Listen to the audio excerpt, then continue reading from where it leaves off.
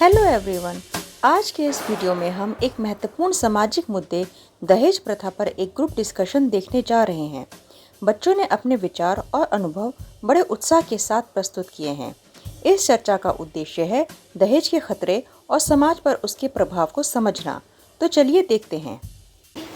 आज हम लोग क्लास 7 के साथ एक ग्रुप डिस्कशन करेंगे जिसका टॉपिक होगा क्या शादी में माता पिता को अपनी बेटी को दहेज देना चाहिए या नहीं देना चाहिए। ठीक है, ये टॉपिक अच्छा है। इस टॉपिक में डिस्कशन करते हैं।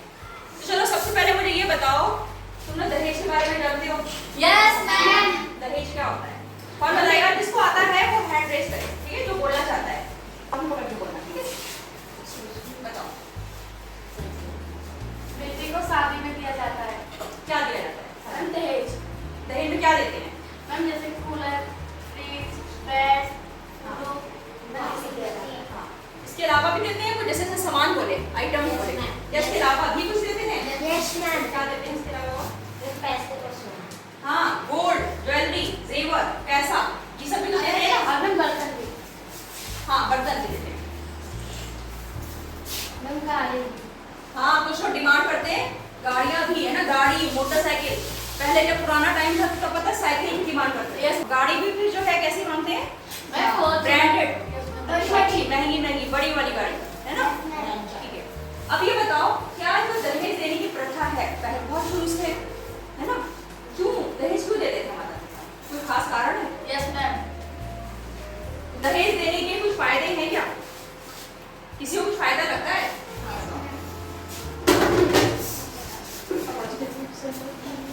बोलो।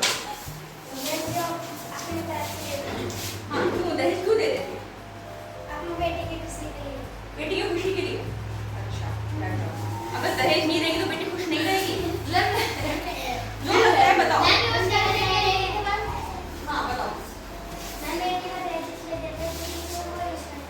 यूज करता है सामान इस्तेमाल करने के लिए, है ना, ताकि उसको शादी के बाद किसी चीज की जरूरत पड़ रही है तो माँ बाप ये उसे गिफ्ट दे रहे हैं ताकि वो यूज कर ले, है ना। गुड, बैठ जाओ। और कुछ? ताकि मैं ससुराल में उनके सास ताना सुनाए। मैं उनके ससुराल में उनके सास ताना सुनाए, क्योंकि उनके ऐसा होता है उनकी बेटी में बहुत बार मना दिया जाता है कि तुम्हारे काम में कुछ नहीं दिया, मेरी मुझको तो अच्छा सामान लाई है, इसलिए उसको रखना, ताकि ससुराल में उसको एक अच्छा स्थान मिले, है ना। ये एक वजह हो सकती है।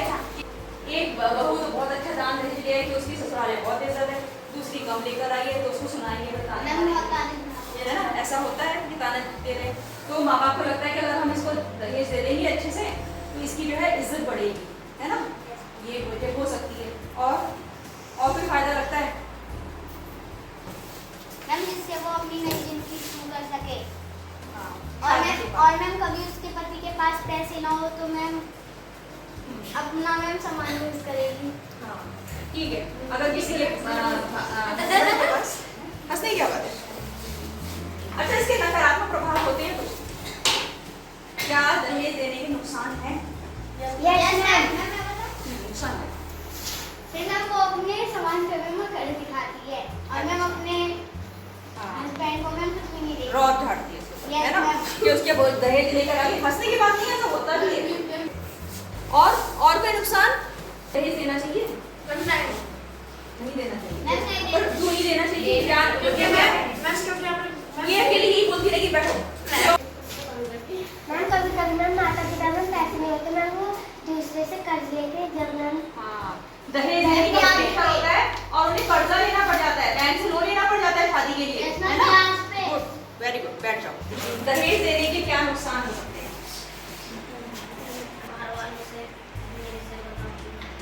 और तेज बोलो ना। डर क्यों रहे हो? कहीं कोई टीवी पे लाइव थोड़ी ना आ रहा है प्रोग्राम। डर के मत बोलो। ये भी तुम बोलो।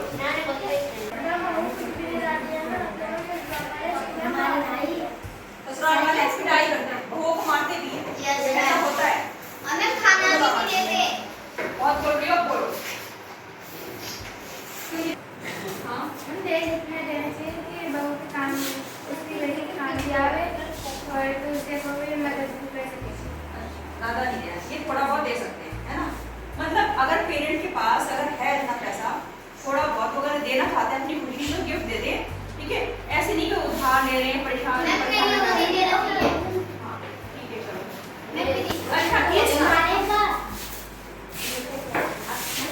वाले हैं तो मैम ससुराल वाले में मैम उसे अकेला करते हैं।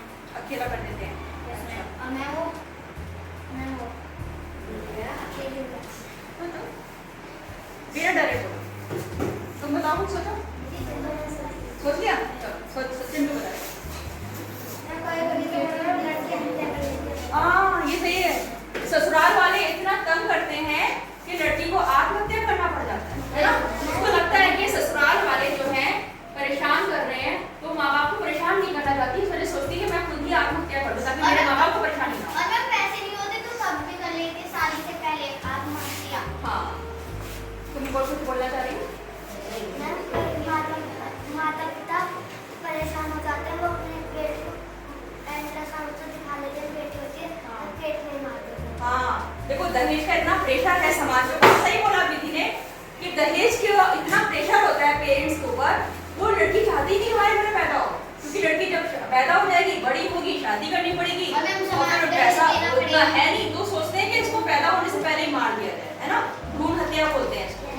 इसीलिए सरकार ने नारा बनाया है बेटी बचाओ बेटी पढ़ाओ, इसीलिए बनाया है नारा। बेटी को जो है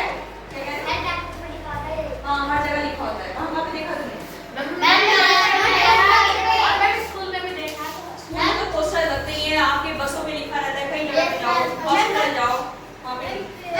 और ये कानूनन अपराध है चेक करना, बच्चे का जेंडर पता लगाना कि लड़का है लड़की, डॉक्टर जानते नहीं है, लेकिन कहीं शायद वो रिश्वत दे के पैसा लेकिन शायद डिस्क्लोज कर देते हैं जेंडर, लेकिन आदमी को ये काम करना नहीं चाहिए, पता नहीं करना चाहिए पैदा होने से पहले लड़का होने वाला क्या है, लड़का है लड़की। मैम कभी-कभी डॉक्टर मना कर देते हैं मैम अल्ट्रासाउंड से, तो मैम वो पैसे देके उसे लालच दे के देख लेते हैं। हाँ तो ऐसे में क्या है, डॉक्टरों को लालच में नहीं आना चाहिए, है ना, डॉक्टर को लालच नहीं करना चाहिए, डॉक्टर का लालच का नहीं है, तो क्या करना चाहिए, डॉक्टर को मना कर देना चाहिए। अगर कोई पेरेंट ऐसा आ भी रहा है कि पता लगाना चाह रहा है बच्चा क्या है, लड़का है लड़की, तो नहीं बताना चाहिए डॉक्टर को बताना मना भी होता है, कानूनन अपराध है।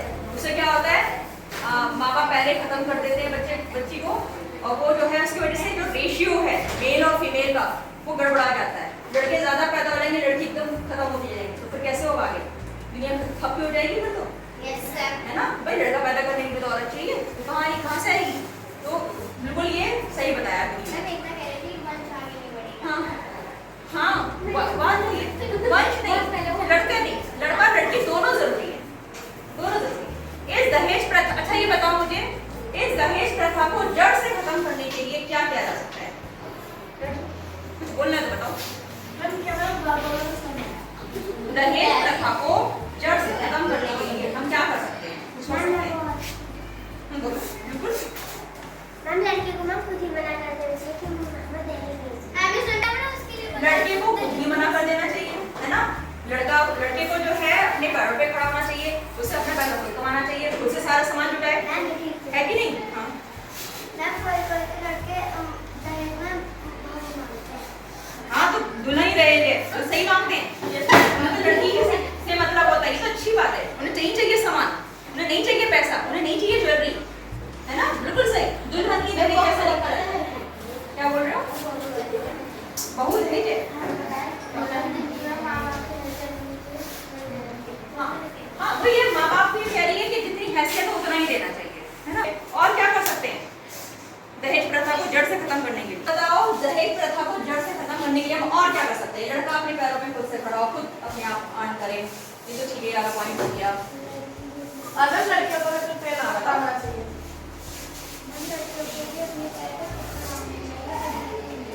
लड़की को पढ़े लिखा होना चाहिए, अपने पैरों पे खड़ा होना चाहिए, है ना। लड़की को जो है पढ़ लिखकर साक्षर बनना चाहिए। लड़की को सरकारी टीचर हो तो मैं बहुत खर्चा कर लेगी, फिर मैं उसके माँ बाप को अरे तुमने क्या बोल दिया तेरा सारा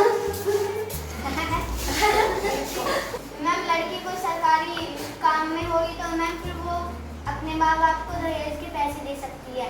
वो तो कैसे भी दे सकती है वो सरकारी मतलब तुम्हारे कहने का मतलब लड़के को अपने पैरों पे खड़ा होना चाहिए, है ना, अर्न करे। और क्या, जब लड़का अपने माँ बाप का सहारा बन सकता है तो लड़कियां नहीं बन सकती, लड़कियां भी तो बन सकती है ना माँ बाप का सहारा, माँ बाप के अकेली बेटी है तो क्या वो जो है नहीं बनेगी सहारा अपने माँ बाप का, बन जाएगी, बन सकती है। लड़के को यही तो चाहते हैं कि हमारे बुढ़ापे का सहारा बनेगा, लेकिन अगर लड़का नहीं है किसी के तो लड़की भी माँ बाप का सहारा बन सकती है, वो भी उसको भी पढ़ना